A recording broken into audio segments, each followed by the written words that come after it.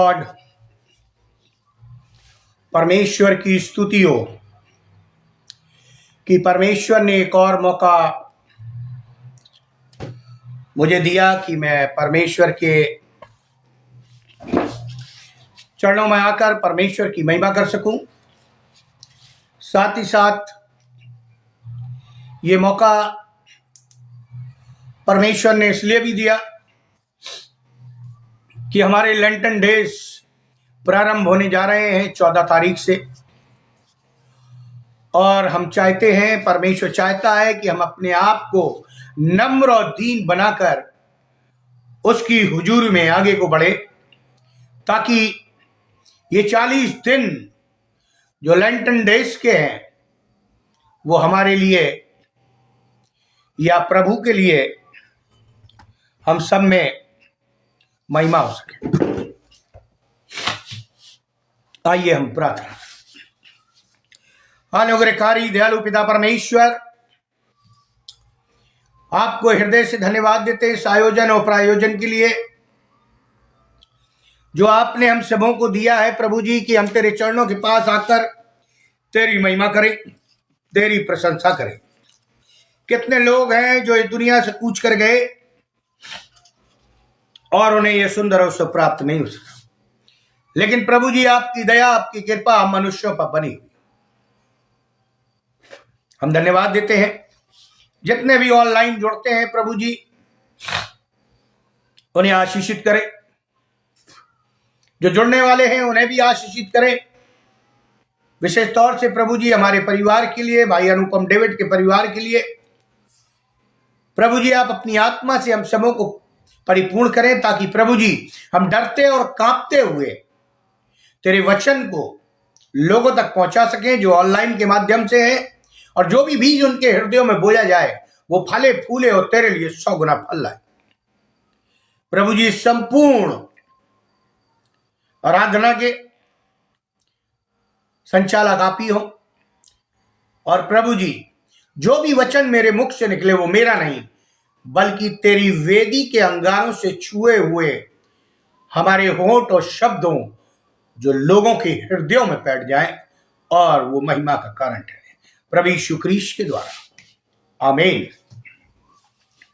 आज का विषय है ऐश वेडनेसडे एंड लेंट, भस्म बुधवार या राख का बुधवार और लेंट के दिन यानी दुख के दिन। मैं आपको आज जो बताने जा रहा हूं, बहुत ध्यान से सुनने वाली बात, शायद आपने ना सुनी हो। भस्म बुधवार या राख का बुधवार 7 रविवार ईस्टर पूर्व से पहले आता। यह उपवास का पहला दिन माना जाता।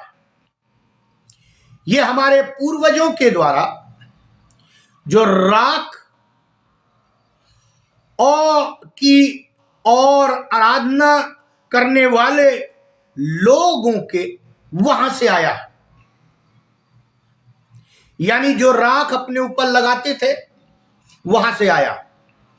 उनका ऐसा मानना था कि पूर्वजों के पाप का दंड उन्हें उठाना पड़ेगा।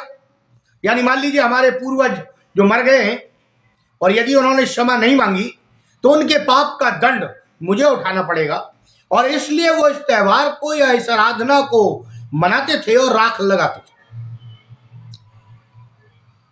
इसलिए नम्र और एवं दुख के साथ पश्चाताप करते तो हम इससे मुक्ति पालेंगे, और इसलिए ये लेंट और भस्म बुधवार या राख का बुधवार मनाया जाने लगा।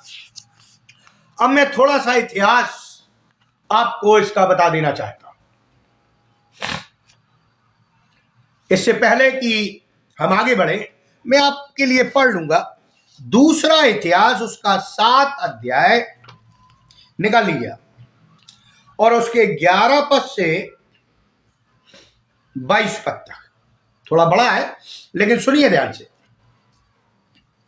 यो सुलेमान यहोवा के भवन और राजभवन को बना चुका, और यहोवा के भवन में और उसके अपने भवन में जो कुछ उसने बनाना चाहा उसमें उसका मनोरथ पूरा हुआ। तब यहोवा ने रात में उसको दर्शन देकर उससे कहा, मैंने तेरी प्रार्थना सुनी और इस स्थान को यज्ञ के भवन के लिए अपनाया है। यदि मैं आकाश को ऐसा बंद करूं कि वर्षा ना हो, या टिड्डियों को देश उजाड़ने की आज्ञा दूं, वह अपनी प्रजा में मरी फैलाऊं, तब, बहुत ध्यान से सुनिएगा, तब यदि मेरी प्रजा के लोग मेरे कहलाते हैं दीन होकर प्रार्थना करे और मेरे दर्शन के खोजी होकर अपनी पूरी चाल से फिरे, तो मैं स्वर्ग में से सुनकर उनका पाप क्षमा करूंगा और उनके देश को ज्यों का त्यों कर दूंगा। अब से जो प्रार्थना इस स्थान में की जाएगी उस पर मेरी आंखें खुली और मेरे कान लगे रहेंगे। और अब मैं इस भवन को अपनाया और पवित्र किया है कि मेरा नाम सदा के लिए इसमें बना रहे। मेरी आंखें और मेरा मन दोनों नित्य इसी में लगा रहे।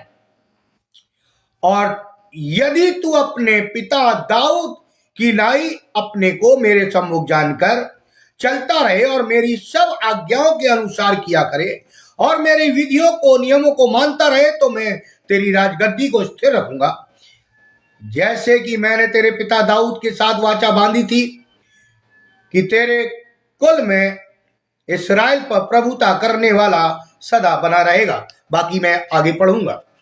और मत्ती रचित सुसमाचार उसका 6 अध्याय और उसके 16 से 18 आप जानते हैं क्या लिखा हुआ है।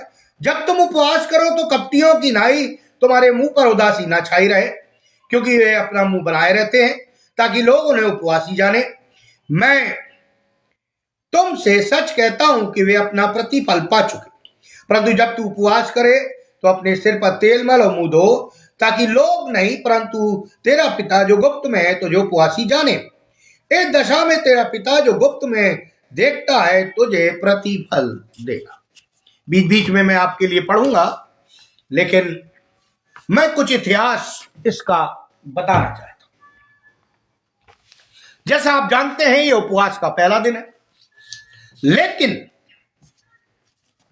सवाल उठता है ये भस्म बुधवार और ये 40 दिन कहां से आए? ये उपवास के 40 दिन कहां से आए? नीकिया की काउंसिल 325 से ईस्वी से ये प्रमाणित होता है कि प्रभु यीशु मसीह के मरने एवं जी उठने तथा 40 दिन तक उपवास रखने की आज्ञा दी थी। ये उपवास सदा हमेशा ईस्टर से या पुनरुत्थान से 7 सप्ताह पहले आरंभ होते हैं, यानी ऐश वेडनेसडे से प्रारंभ होते हैं। प्रथम उपवास यहीं से प्रारंभ होता। अब यह उपवास की प्रथा क्या है? बाइबल क्या कहती है? इसका रिवाज या चलन उपवास का, यदि आप इतिहासों को पढ़ें और पन्नों को पलटें तो 4वीं शताब्दी से प्रारंभ हुआ था। ऐसा जो मैंने स्टडी किया और मुझे जानकारी है। यीशु ने उपवास के बारे में जो शिक्षा दी उसको उसने जबरन हमारे सिर के ऊपर नहीं मढ़ दिया, यानी जबरदस्ती नहीं किया कि तुम्हें उपवास रखना ही है। आप बाइबल पढ़े, मत्ती 6 अध्याय में ही लिखा है, जब तू प्रार्थना करे, जब तू दान दे और जब तू उपवास करे। जब ऐसा नहीं लिखा तुझे करना है, करना पड़ेगा। मैं आगे बताऊंगा। तो जो शिक्षा प्रभु यीशु मसीह ने दी उसको उसने हमारे ऊपर जबरन नहीं थोपा कि तुम अवश्य उपवास रखोगे।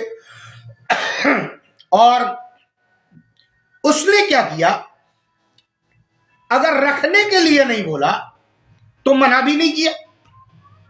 यानी अब ये हमारी चॉइस है, हम रखें या न रखें।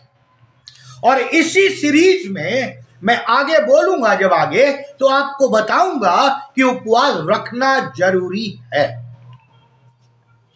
लेकिन आज भस्म बुधवार या लेंट की बात कर रहा हूं। यीशु ने कहा जब तुम उपवास करो, जब भी तुम्हारी इच्छा हो, मना तो नहीं किया। उपवास के बारे में खोजबीन से पता चला है कि आदम के समय में भी चांद की हर 13, 14 और 15 तारीख को उपवास रखा जाता था। देखिए, आदम के समय से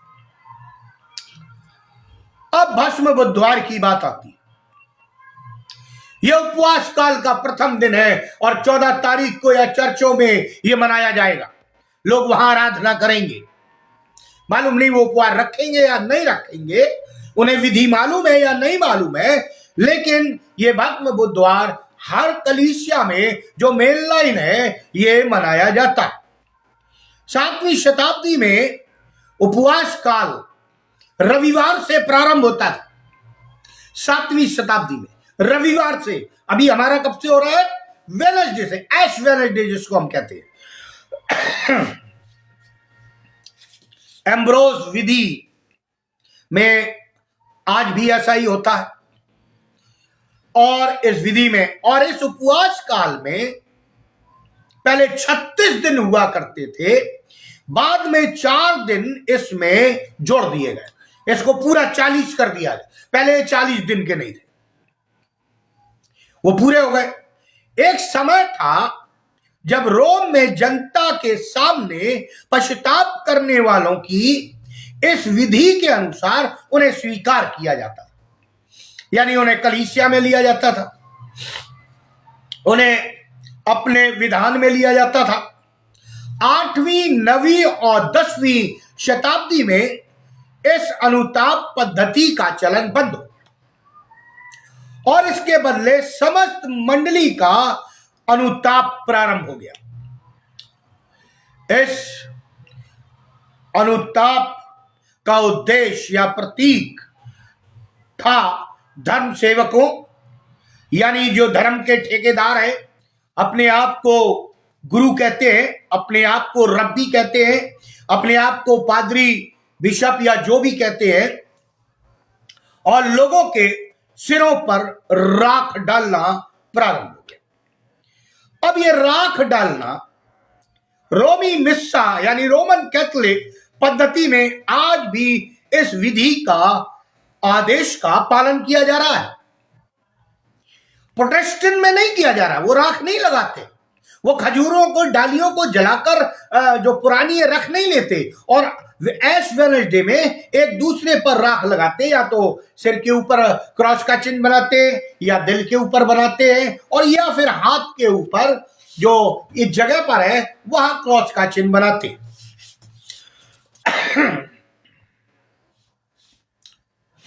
लेंटन विधि, लेंटन, अभी मैं भस्म बुधवार की बात कर रहा था, अब मैं लेंटन में आ जाता हूं थोड़ा। देखिए, नीकिया की काउंसिल 325 की धर्म परिषद के नियमों में 40 दिन का उपवास काल का वर्णन मिलता है, और इस काउंसिल का जो अध्यक्ष था वो यीशु मसीह का भाई जेम्स था।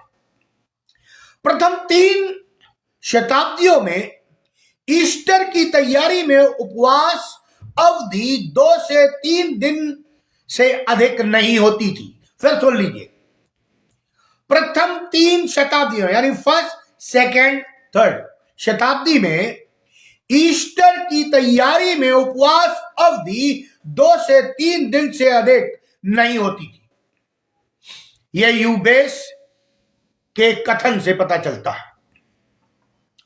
40 दिन की संख्या का सुझाव मूसा, एलिया, यीशु मसीह के उपवास से मिलता है। प्रारंभिक कलीसियाओं में 7 सप्ताह का उपवास किया जाता था। 7 वीक किया जाता था साल में। पवित्र शनिवार को छोड़कर अन्य शनिवार या रविवार की छूट होती थी, इसलिए ये दिन 46 दिनों का उपवास हो जाता था। आप काउंट कर लीजिएगा।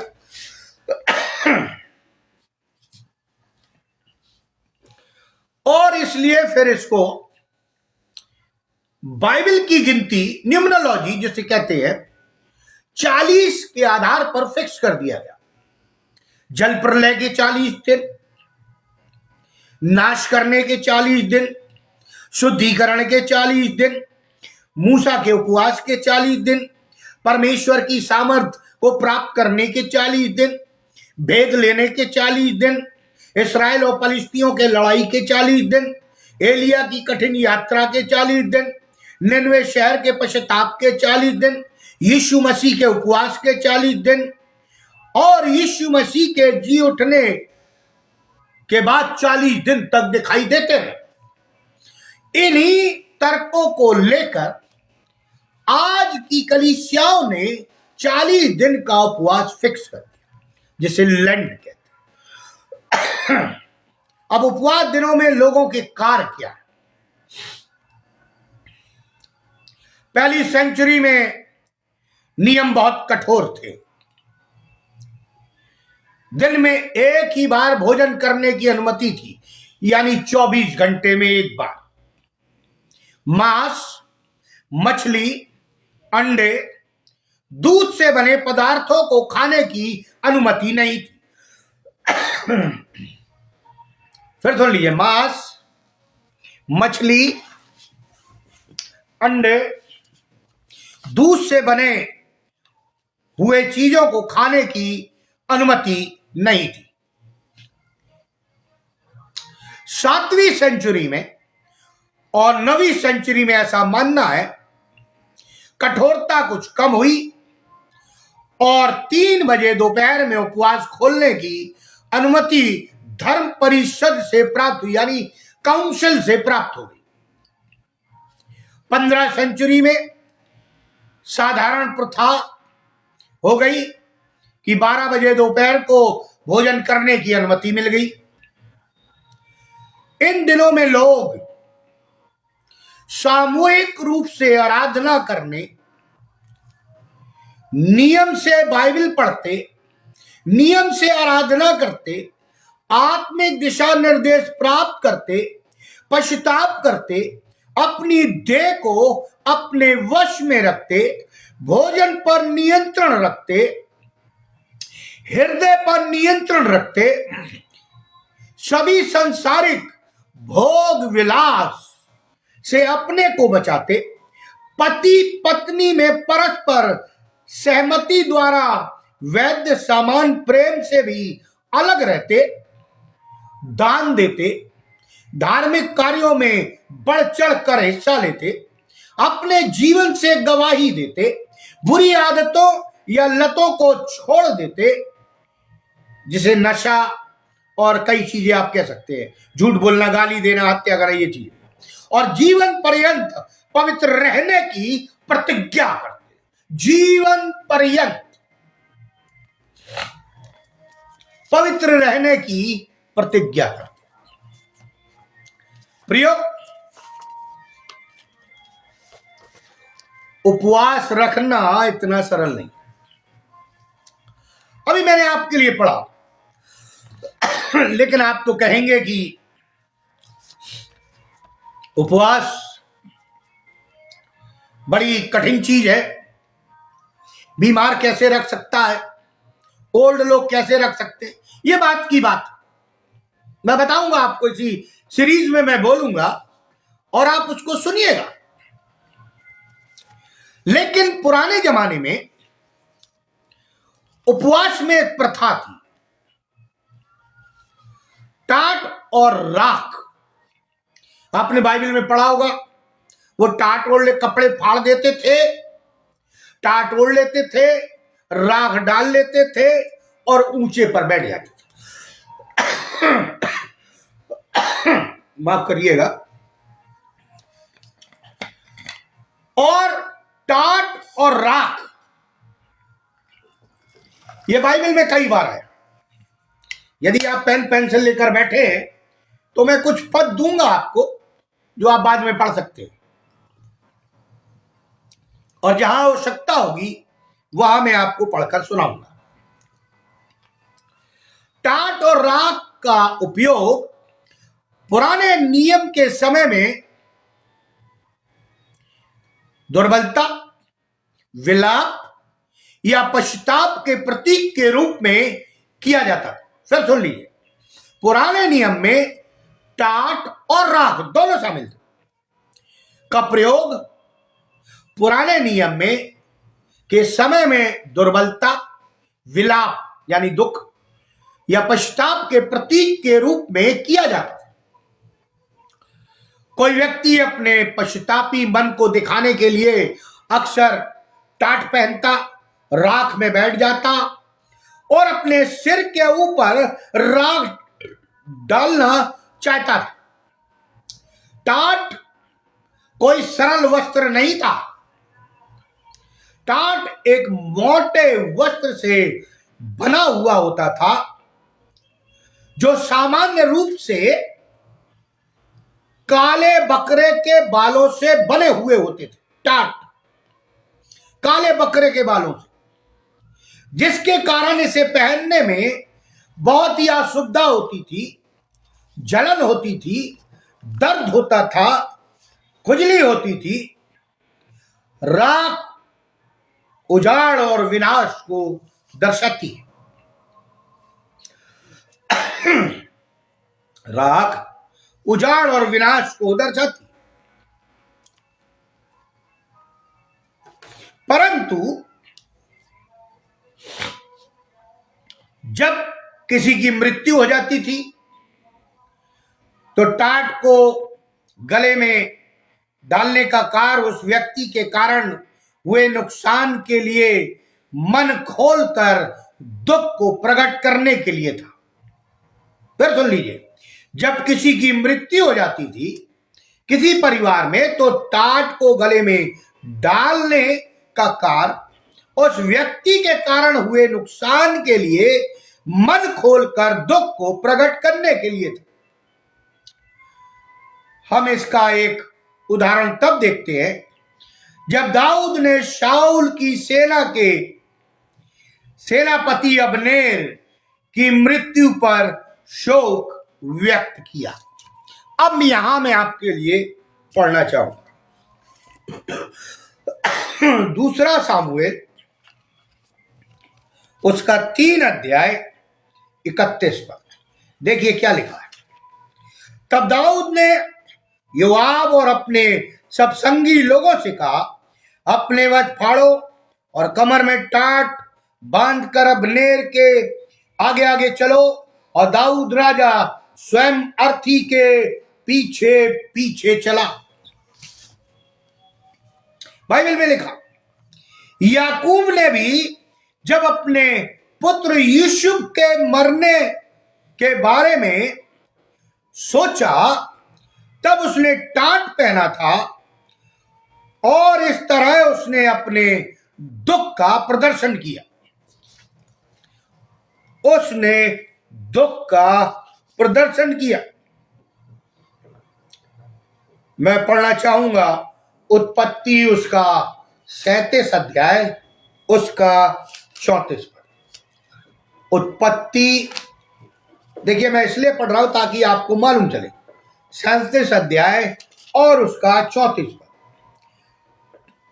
यहां पर याकूब ने अपने पुत्र यूसुफ के मरने के बारे में सोचा। क्या सोचा? 34 पद। तब याकूब ने अपने वस्त्र फाड़े और कमर में टाट लपेटा और अपने पुत्र के लिए बहुत दिनों तक विलाप करता।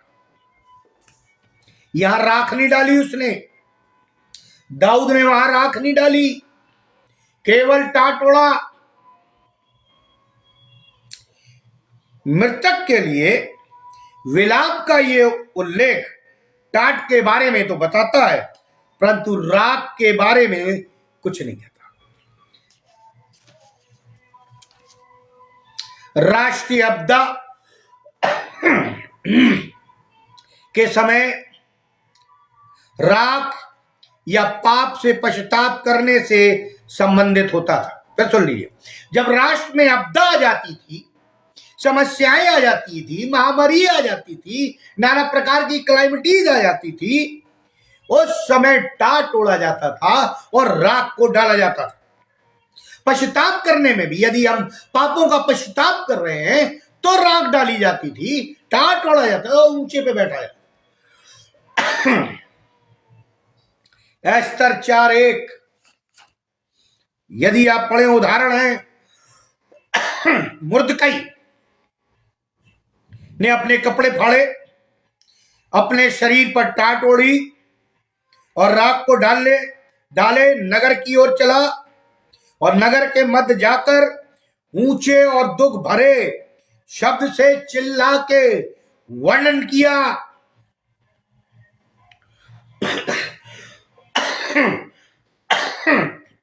दुख से भरे चिल्लाते हुए उसने वर्णन किया।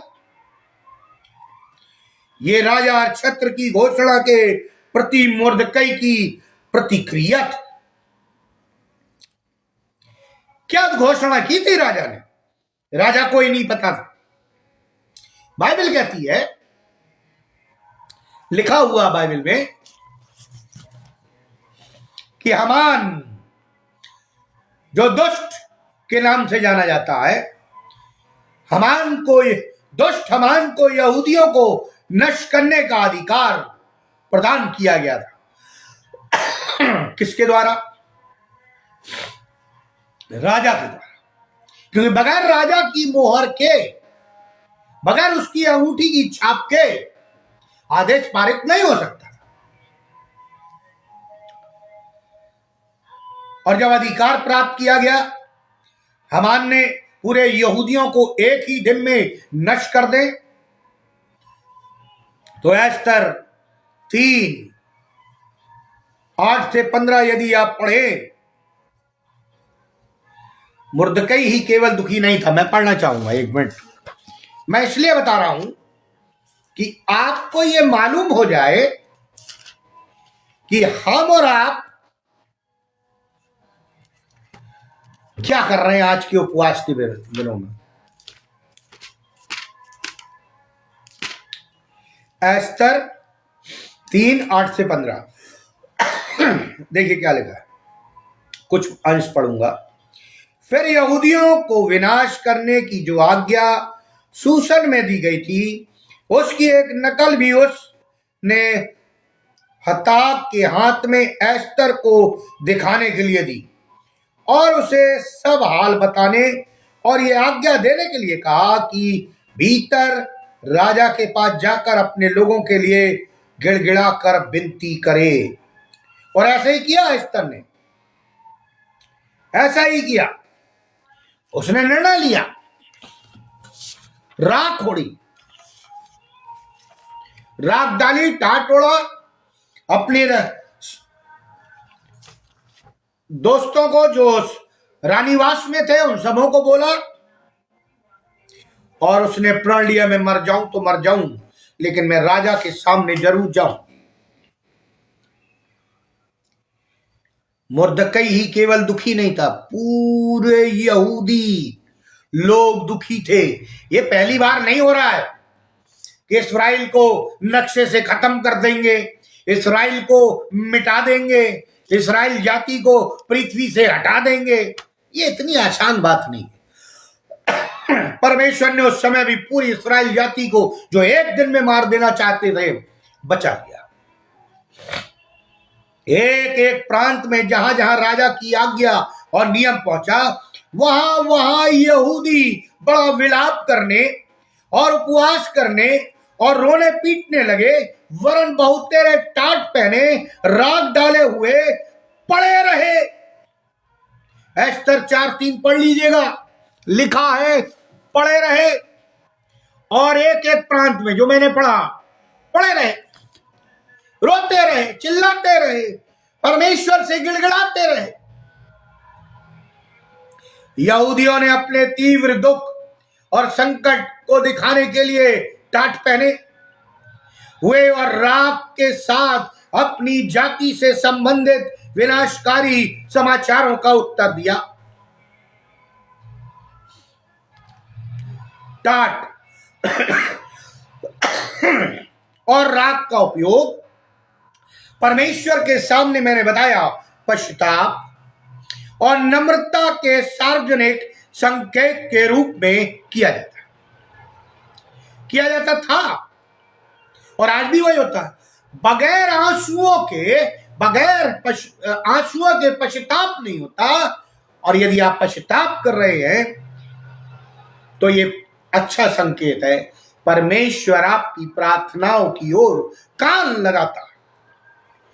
जब योना ने निनवे के लोगों को घोषित किया कि परमेश्वर उसकी दुष्टता के लिए उन्हें नष्ट करने जा रहा है, तो राजा से लेकर सबसे छोटा नागरिक सबों ने पश्चाताप, उपवास करते हुए, टाट पहने हुए और राग के साथ उत्तर दिया। यदि योना नबी आप पढ़े, योना 3:5-7 मैं पढ़ना चाहूंगा। योना नबी की पुस्तक, उसका 3 अध्याय और उसके 5-7 पद में बहुत ही भयंकर बात लिखी हुई है। देखिए, मैं बता रहा हूं आपको, मैं इसलिए पढ़ना चाह रहा हूं कि आपको मालूम हो कि हमारे उपवास, जब मैं उपवास के बारे में बोलूंगा, योना 3 और उसका 5-7 देखिए क्या लिखा। तब निनवे के मनुष्यों ने परमेश्वर के वचन की प्रतीति की, परमेश्वर के वचन को ग्रहण किया, ठुकराया नहीं, और उपवास का प्रचार किया गया और बड़े से लेकर छोटे तक सबों ने टाट ओढ़ा। तब ये समाचार निनवे के राजा के पास पहुंचा। उन्होंने राख नहीं डाली थी, केवल टाट ओढ़ा। आगे पढ़े। तब ये समाचार निनवे के राजा के कान में पहुंचा और उसने सिंहासन से उठकर अपना राजकीय ओढ़ना उतार कर टाट ओढ़ लिया और राख पर बैठ गया। राख राजा डालता और राजा ने प्रधानों से सम्मति लेकर, यानी आज्ञा लेकर, उनके विचार लेकर निनवे में इस प्रकार का ढिंढोरा पिटवाया कि क्या मनुष्य, क्या गाय बैल, क्या भेड़ बकरी या और पशु, कोई कुछ भी न खाए, वे न खाए और न पानी पिए। कितना कठोर और भयंकर उपवास उन्होंने रखा। उन्होंने अपने जानवरों पर टाटों को डाल दिया। वचन 8 में इसका बताया गया। उनका तर्क था कि संभव है परमेश्वर दया करे और अपनी इच्छा बदल दे और उसका भड़का हुआ कोप शांत हो जाए और हम नष्ट होने से बच जाए। उन्होंने जानवरों को बीच में सम्मिलित कर लिया, छोटे से बड़े लोगों को सम्मिलित कर लिया उपवास में, टाट में, लेकिन राख केवल राजा ने डाली। 9वें वचन को यदि पढ़े तो आपको इस बात की पुष्टि होती है। क्या यह रुचिपूर्ण नहीं है? क्योंकि बाइबल कभी भी यह नहीं कहती है, ध्यान से सुनिए जो मैं कह रहा हूं, बहुत कड़वी चीज लगेगी आप। बाइबल कभी भी यह नहीं कहती है कि योना के संदेश में परमेश्वर की दया का कोई उल्लेख सम्मिलित था। योना के संदेश में कोई भी परमेश्वर की दया का कोई उल्लेख नहीं, परंतु दया ही है जिसे निन्वे के लोगों ने परमेश्वर से प्राप्त की, और वो इसलिए क्योंकि उन्होंने टाट तोड़ा, राख को डाला, पश्चाताप किया, परमेश्वर का सुसमाचार सुना, उस पर कान लगाया, विश्वास किया।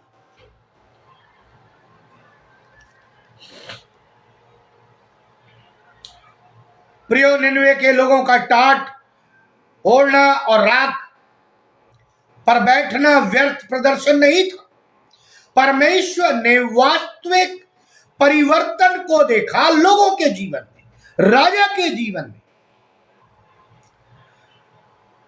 टाट और राख के द्वारा दर्शाए गए मन का एक विनम्र परिवर्तन, और इस कारण उसकी इच्छा बदल गई। किसकी? परमेश्वर की। और उसने उन्हें नष्ट करने की अपनी योजना को लागू नहीं किया। 3:10 योना में पढ़ना चाहूंगा आपके लिए। तब परमेश्वर ने उनके कामों को देखा कि वे कुकर्म से फिर रहे हैं। तब परमेश्वर ने अपनी इच्छा बदल दी और उनको जो हानि करने की ठानी थी उसको न किया। यानी प्रार्थना उपवास के द्वारा, हम पश्चाताप के द्वारा परमेश्वर की इच्छा को बदल सकते, योजना को बदल सकते। अन्य लोगों के बारे में बाइबल में कहा गया है कि टाट का कपड़ा पहनने वाला हिजकिय्याह राजा था। यशायाह 37:1 आप बाद में पढ़ लीजिएगा। एल्याकीम था दूसरा राजा 19:2। राजा अहाब था पहला राजा 21:27। यरूशलेम के पुरानिये थे विलाप गीत 2:10। दानियल था दानियल 9:3 और प्रकाशित वाक्य 11:3 में दिए गए 2 गवाह सम्मिलित। पढ़ लीजिएगा। बहुत ही अधिक और सरलता से कहना, टाट और राख का उपयोग बाहरी अवस्था के लक्षणों के प्रकट करने के रूप में किया जाता था। इस तरह के एक प्रतीक के मन में परिवर्तन दिखाया गया और एक व्यक्ति के दुख और पश्चाताप का निष्ठा के साथ प्रदर्शन किया गया। ये टाट को ओढ़ने और स्वयं के ऊपर राख डालने के कार्य में नहीं था। जो परमेश्वर के हस्तक्षेप का कारण बना वो था नम्रता से भरी हुई गतिविधि के प्रदर्शन में था। पहला सामुएल उसका 16 अध्याय 7 पद मैं आपके लिए पढ़ना चाहूंगा। पहला सामुएल उसका 16 अध्याय और उसका 7 पद। देखिए क्या लिखा है। परंतु यहोवा ने सामुएल से कहा, ना तो उनके रूप पर दृष्टि कर और न उनके डीलडोल की ऊंचाई पर, क्योंकि मैंने उन्हें अयोग्य जाना। क्योंकि यहोवा का देखना मनुष्य का सा नहीं है। मनुष्य तो बाहर का रूप देखता है, परंतु यहोवा की दृष्टि मन पर रहती है। मन पर। यहोवा हमारे मनों का जांचने वाला। वास्तविक पश्चाताप के उत्तर में परमेश्वर की क्षमा दाऊद के शब्दों के द्वारा उत्सव के रूप में मनाई जाती है। यदि आप भजन संहिता 30 उसका 11 पढ़े, लिखा है, तूने मेरा टाट उतरवा कर मेरी कमर में आनंद का पटुका बांधा है। आनंद का पटुका। यह है प्रियो फास्ट, भस्म बुधवार, जो मेरा टॉपिक है, लेंट फास्टिंग। अब मैं आपको ले चलूंगा नए नियम। मैंने बताया जब यीशु मसीह के दुख उठाने को दर्शाता है। ये लंटन डेज, ये 40 दिन प्रभु यीशु मसीह ने फास्ट रखे, जिसका प्रारंभ हम आज से करते हैं, जो 14 तारीख से एश वेडनेसडे प्रारंभ हो रहा है, जो हमारे पाप का भागीदार बना। उस बात को तरोताजा करने के लिए हमारे जीवन में क्या क्या बदलाव आने चाहिए, हम संपूर्ण मसीही हो जाएं या हम संपूर्ण परमेश्वर के लोग कहलाएं। यदि ये दिन परमेश्वर हमें दिखाता है या नया जीवन देता है, तो यह दिन पापों को अंगीकार करने का, यानी जब 14 तारीख से हमारे उसमें परमेश्वर से सही रिश्ता या संबंध बनाने का, नम्रता दिखाने का, परमेश्वर एवं समाज के लोगों के साथ का दिन साथ का दिन है।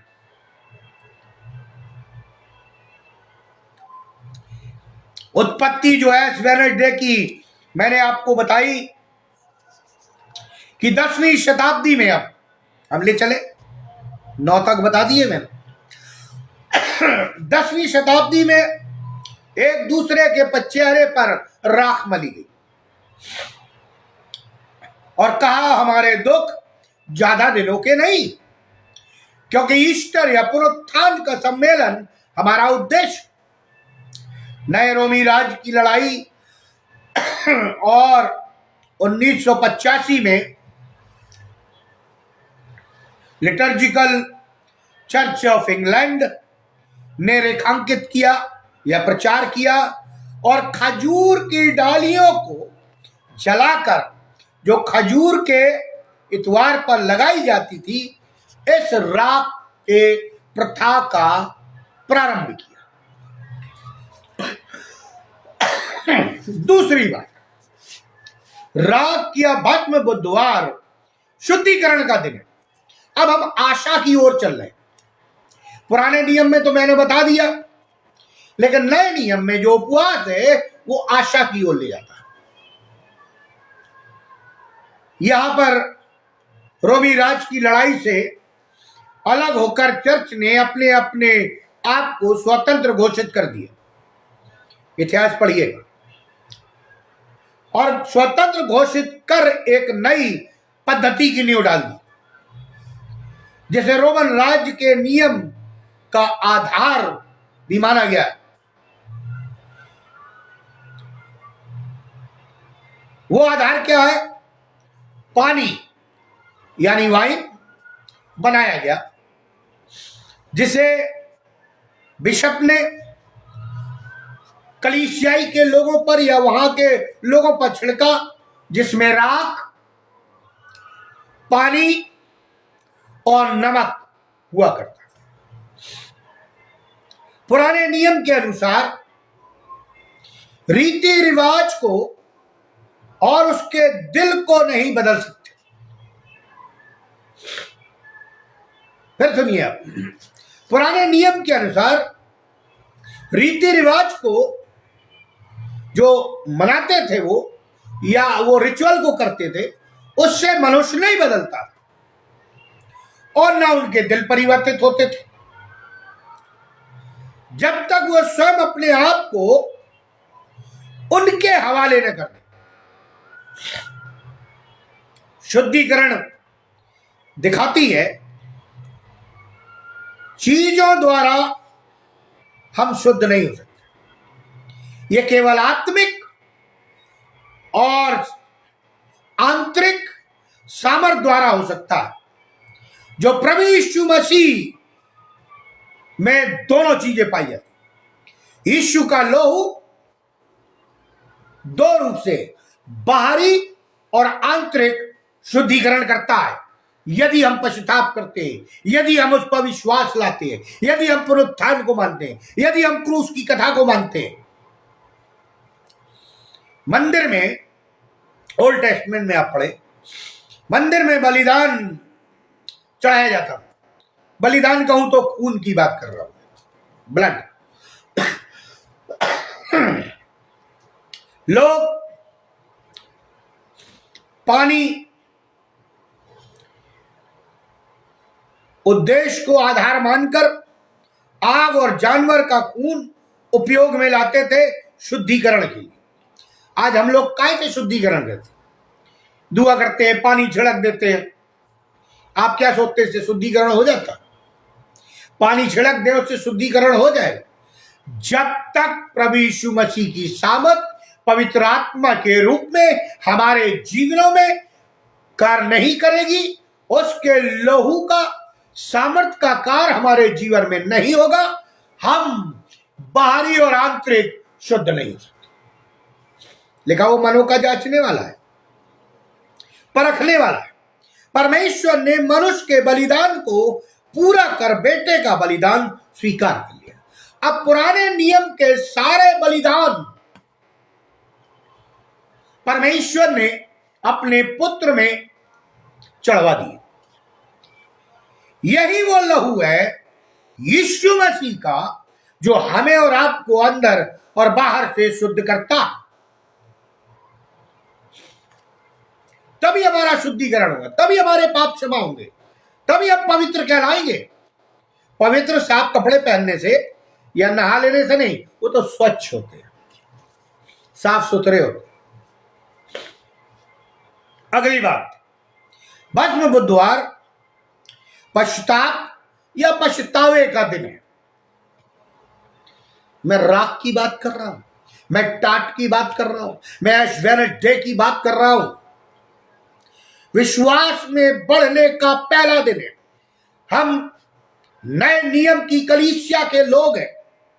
हमारे लिए ये ऐश वेडनेसडे विश्वास में बढ़ने का पहला दिन है। यदि हम ऐश वेडनेसडे को मनाते हैं और इन 40 दिनों के उपवास को आराधना करते हैं, तो ये विश्वास में बढ़ने का पहला दिन है। यदि आप बैकस्लाइड हो गए हो, यदि आप परमेश्वर से दूर हट गए हो, ये आपका संबंध विच्छेद पवित्र आत्मा से, प्रभु यीशु मसीह से या परमेश्वर से या उसकी आज्ञाओं से हो गया हो, तो आपको विश्वास में बढ़ने का पहला दिन ऐश वेडनेसडे है, जो पुनरुत्थान को पूरा होता, परमेश्वर की तरफ वापस आने का दिन है, आत्मा में बदलाव लाने का दिन है।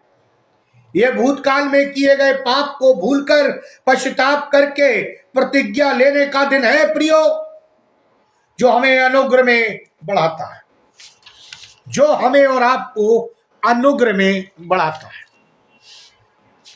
अगली बात, समय बहुत तेजी से जा रहा है, लेकिन मैंने सोचा मैं इस पे जरूर बोलूंगा।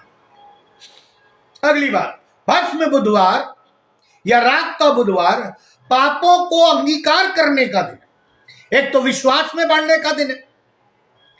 पहला दिन आज जो ऐश वेडनेसडे का दिन 14 तारीख से प्रारंभ होगा, यह एक पापों के अंगीकार करने की यात्रा है। अब 40 दिन का उपवास यात्रा में हम प्रवेश कर रहे हैं। यह हमें परमेश्वर के समक्ष प्रस्तुत या उपस्थित करने के लिए प्रार्थना का दिन है, जो हमें उद्धार प्राप्त करने में सहायता प्रदान करता है, जो विश्वास के द्वारा परमेश्वर जो त्रिएक है हमें प्राप्त होती। हमारे पाप प्रभु यीशु मसीह में धोए जाते, हम पवित्र होते हैं। ऐसा करने से परमेश्वर हमें अपनी सामर्थ से भर देता, जो हमें सेवा करने के लिए समाज में प्रेरित करती है। यदि यही सही समय है आत्माओं को जीतने और बदलने का, आत्माओं को जीतने और बदलने का। मैंने बहुत समय पहले एक लेक्चर दिया था, कलीसियाओं को बर्बाद करने के 7 नियम। कभी समय मिला तो बताऊंगा। हम और आप खुद अपनी कलीसिया को बर्बाद करते, कोई बाहर से नहीं आता। अगली बात, भस्म बुधवार नम्रता एवं दीनता का दिन है।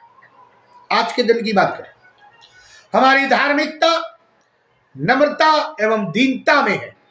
या मैं कहूं उस पर टिकी हुई है, दो पिलर पर टिकी हुई है। हमें नम्र और दीन होना। जब हम परमेश्वर एवं विश्वासियों के समक्ष नम्र और दीन बनते हैं, दूसरा इतिहास 7:4 क्या कहा परमेश्वर ने? यदि मेरे लोग, जब मैं विपत्तियां भेजूं, परेशानियां भेजूं, अकाल भेजूं, आपातकाल भेजूं, यदि मेरे लोग मेरी तरफ फिर कर मुझसे प्रार्थना करे, विश्वास करे, तो मैं उन्हें आशीषित करूं। दूसरा इतिहास 7 अध्याय, एक बार पढ़ लेता हूं उसका 14 पद। तब यदि मेरी प्रजा के लोग जो मेरे कहलाते हैं दीन होकर प्रार्थना करें और मेरे दर्शन के खोजी होकर अपनी बुरी चाल से फिरे, तो मैं स्वर्ग में से सुनकर उनका पाप क्षमा करूंगा और उनके देश को ज्यों का त्यों कर दूंगा। ये परमेश्वर कह रहा है। परमेश्वर एक को नहीं, पूरी सभा, पूरी समाज जो विश्वासियों का है, जिसे कलीसिया कहते हैं, चाहता है नम्र और दीन होने के लिए वो बुला रहा है, ताकि हम अपने आप को खाली करें, शून्य कर दें, जैसे परमेश्वर के पुत्र ने किया। घमंड, अधर्मी ऐसा करते हैं और दर्शन नहीं पाते, लेकिन जो नम्र और दीन है वे परमेश्वर का दर्शन पाते, उद्धार को पकड़े रहते। तब परमेश्वर हमें अपनी बुलाहट में बहुतायत से उपयोग करेगा। आज कई पासवान लोग या प्रभु के सेवक कहते हैं परमेश्वर हमें इस्तेमाल नहीं कर। अरे कैसे करेगा? जब हम परमेश्वर की परिस्थिति में, परिधि में नहीं आना चाहते, हम उसकी पवित्रता में नहीं आना चाहते, हम संसार में भी रहना चाहते हैं और आत्मिकता में भी, ये संभव नहीं। अगली बात, भस्म बुधवार हमारी बुलाहट एवं समर्पण का दिन। बुलाहट, अगर आपकी बुलाहट नहीं है तो आप सेवक नहीं हो सकते। सेवक तो सब बनना चाहते हैं। क्या कॉलिंग है आपकी? प्रभु यीशु मसीह ने क्यों बुलाया? पता ही नहीं। तो हमारी बुलाहट,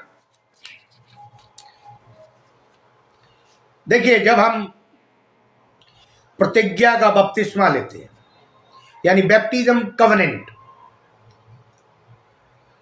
प्रार्थना और उपवास से जो हमें प्राप्त होता है, बहुत से लोग 40 दिनों में,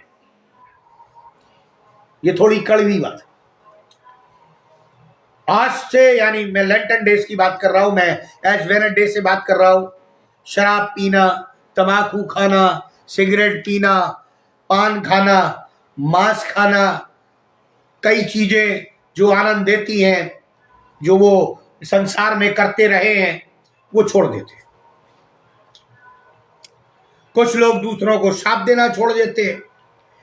लेकिन पुराने नियम में कई बार पढ़ते हैं कि भविष्यवक्ता बुलाहट के साथ पश्चाताप करने के लिए समय समय पर लोगों को निमंत्रण देते थे कि आओ पश्चाताप करो। आज कौन सी कलीसिया है जो पश्चाताप के लिए अपने लोगों को बुलाती है? मैं उपवास की बात नहीं कर रहा हूं, आप गलतफहमी में ना रहें। मैं भूखा रहने की बात नहीं कर रहा हूं। भूखा तो वो भी रहता है जो बीमार है, जिसको डॉक्टर ने कहा मत खाओ। भूखा वो भी रहता है जो दिन भर काम कर रहा है, भूल गया खाना खाना, वो भी भूखा। भूखा वो भी है जो गरीब है, जिसके पास भोजन नहीं है, वो भी भूखा। मैं भूखा रहने की बात या उस उपवास की बात नहीं कर रहा हूं। मैं बात कर रहा हूं कौन सी कलीसिया या प्रभु का सेवक अपने मेम्बरानों को बुलाकर पश्चाताप के लिए प्रेरित करता है। निनवे का राजा भविष्यवक्ता योना की भविष्यवाणियों द्वारा राख डालकर टाट ओढ़कर पश्चाताप करने लगा। एक राजा चाहे तो ना करता, मर जाए तो मर जाए, मैं राजा हूं। संपूर्ण राज्य का पश्चाताप का दिन ठहरा दिया उसने। संपूर्ण राज्य का पश्चाताप का दिन ठहरा दिया। अरे कितनी विचित्र बात है, जब हमें एक परिवार में एक व्यक्ति फास्ट रखता है तो दूसरे नहीं रखते। यहां तो उसने जानवरों तक को उपवास करने के लिए बाध्य कर दिया। और लिखा है, बाइबल कहती है, हो सकता है परमेश्वर हमें नष्ट करने से रुक जाए। संपूर्ण शहर को पश्चाताप करने के लिए बुला लिया। बहुत सारी कलीसियाओं में मैं गया, लोग उपवास के लिए बुलाते, आइए हम उपवास करें, और उसके बाद फीस्ट करते। पश्चाताप का क्या? पापों की क्षमा मांगने का क्या? अपने पापों को, अपने जीवन को प्रभु के लिए अर्पित करने का क्या? और अपने कंक्लूजन में बोलना चाहूं,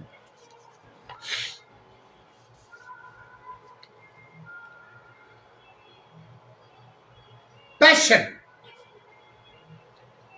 हम लोग कहते हैं ना, दया, प्रेम, हम पैशन वीक में चल रहे हैं। प्रियो, ऐश वेडनेसडे से तो प्रारंभ करिए।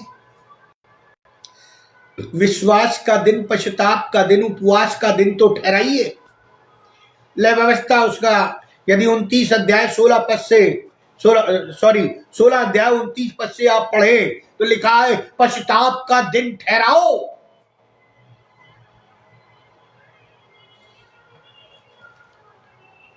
पश्चाताप लिखा हुआ है, हमें ठहराना है। एक मिनट में पढ़ देना चाहता हूं। मेरी खांसी अभी तक गई नहीं है, और यही कारण है कि मैं थोड़ा, एक मिनट रुकिएगा, मैं निकाल दूं। 16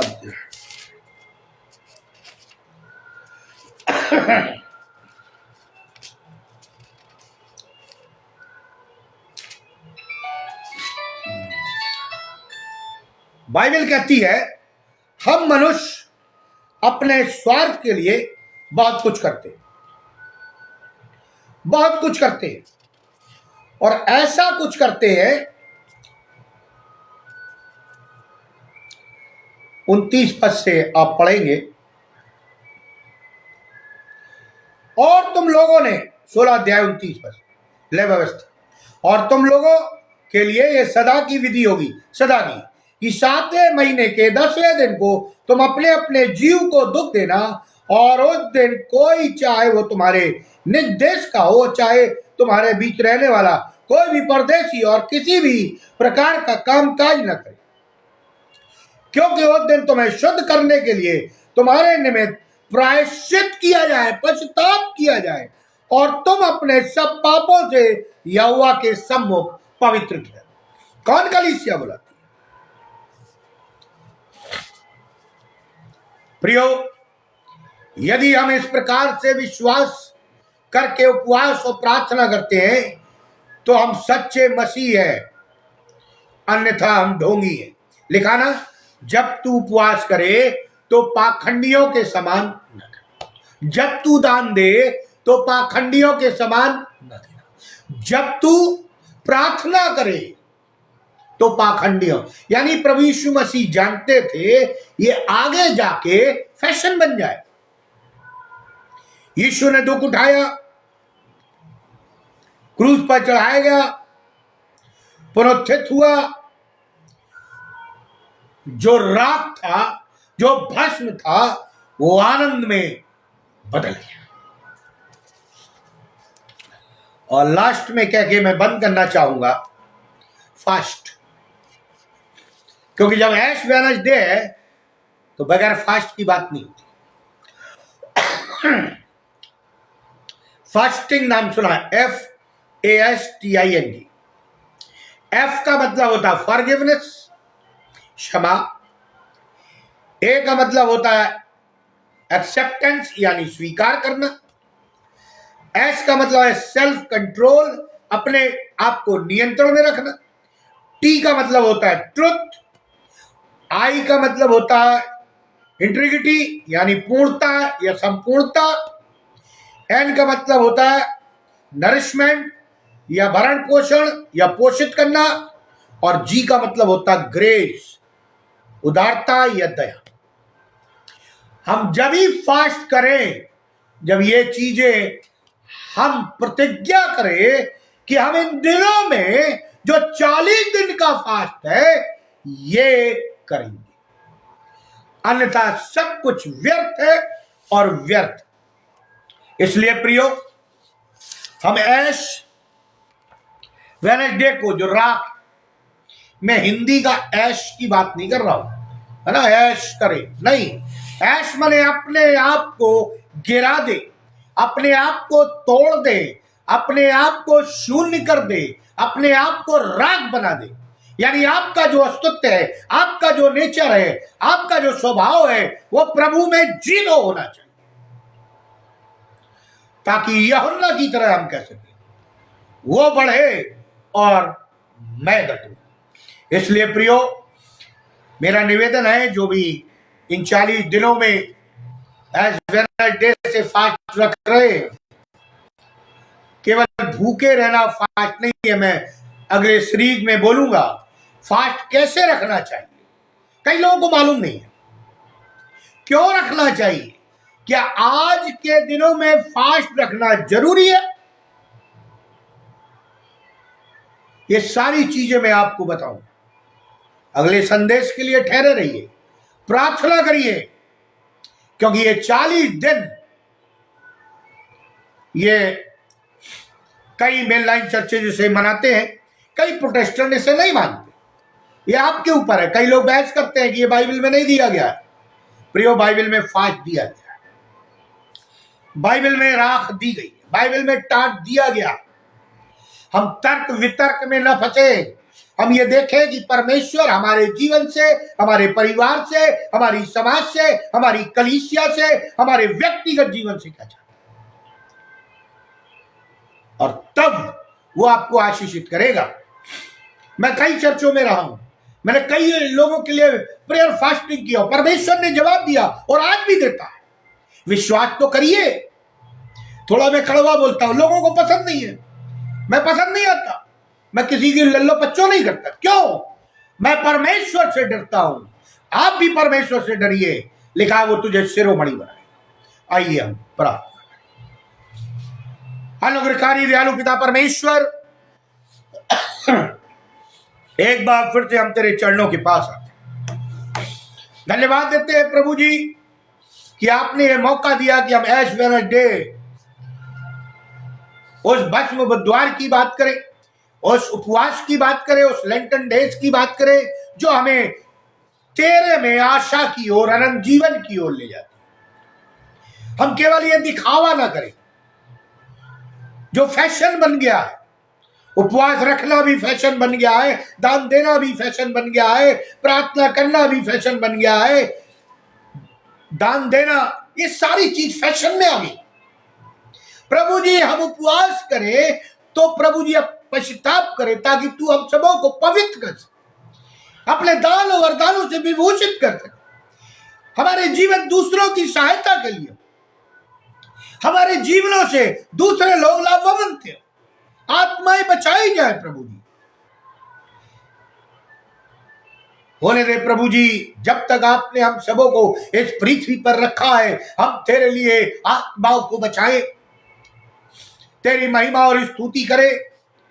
हम यदि प्रार्थना करते हैं प्रभु जी जो एज वेडनेसडे से 40 दिन की फास्टिंग में जाएंगे, प्रभु जी आप उन्हें सबल करना, उनके माइंड को फिक्स करना, उनको बताना, ताकि वो नम्र और दीन होकर तेरे चरणों पर आए और तेरी आत्मा से परिपूर्ण हो जाए और तेरी महिमा का कारण ठहरे। हमारी विनती प्रार्थना, हम दिखावा न करें, हम भूखे न रहें। यदि हम फास्ट कर रहे हैं प्रभु जी, तो वो फास्ट तेरे लिए हो, मेरे लिए नहीं। हम पश्चाताप करें, हम पापी है, गुनहगार है, तुच्छ है, निकम्मे हैं, दया कर, ताकि हम नाश ना हो जाएं, परंतु अनंत जीवन को प्राप्त करें।